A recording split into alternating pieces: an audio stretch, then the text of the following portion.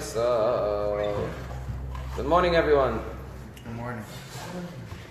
I received this on my smartphone, and it said the following: Hello from your smartphone. You hold me with both hands ever so gently. You ensure that I'm always with you. If you fall, you make sure I am not injured.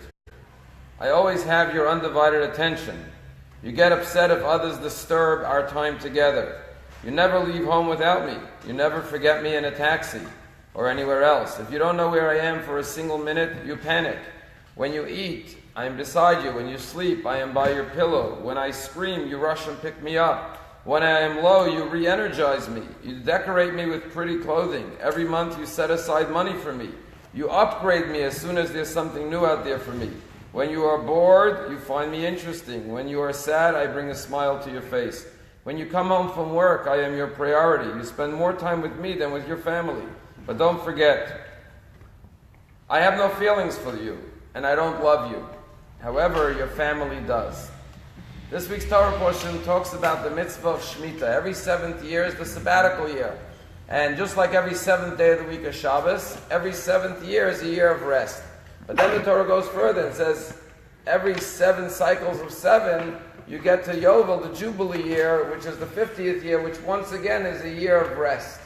And the Torah has a verse in this week's parsha which is on the Liberty Bell, which says, proclaim freedom throughout the land for all its inhabitants.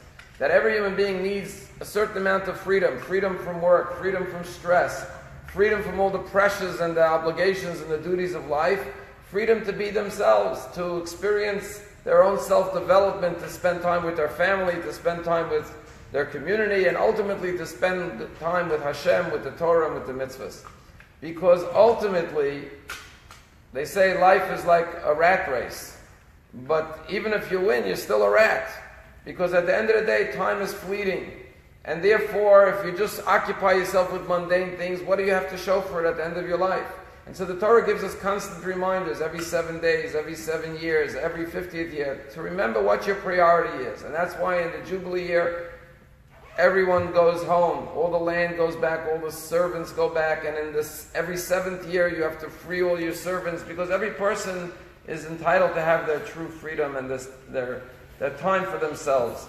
And we live in a society in a time where there's more time-consuming devices than ever before, which rob us from the time that should be cherished and precious to each and every one of us, the time that's most important. And what this week's parsha reminds us is to think every day, what am I doing that's permanent, that's everlasting? Because everything in life is temporary. What am I doing that's going to have a permanent legacy and an impact for my children, for my grandchildren, for my community? Because that's really the measure and the true accomplishment of life. I tell a story about a king who once said there's going to be a big marathon, a big race. And whoever runs the race and wins will be able to keep all the land that they cover in this race. So there was this poor guy who always struggled to make a living. He said, this is my opportunity to be rich. If I work hard, I exercise, I train well, when the day of the race comes, I'll run the best, I'll win the race, and I'll receive all the land, all the property that I ran. That's the reward that the king promised.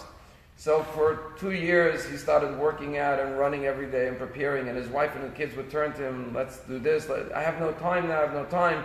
But once I win the race, I'll have all the time in the world, and we'll spend time together because I'll be a rich man. I won't have to preoccupy myself with work anymore because I'll own all the land that I won. And sure enough, from morning to night, for 2 years straight, he trained and trained. And sure enough, the day of the race came, and the gun was shot, and all the runners started running. And he ran, and of course he was the best runner because he had worked so hard.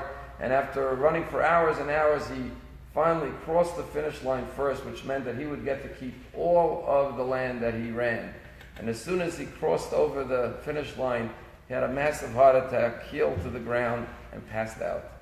And the moral of the story is that sometimes we're so busy running, thinking, when I make money, when I do this, then I'll have time for the important things in life, like my family, and my community, and Torah study, and good deeds, and Hashem.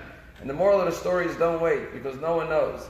Every day, make sure you set aside time, significant time, to put that phone away and spend time with a sefer, to learn Torah, to develop your character, to come to shul to pray, to spend time with your family, with your friends, because ultimately that's the most meaningful and important part of our lives. Very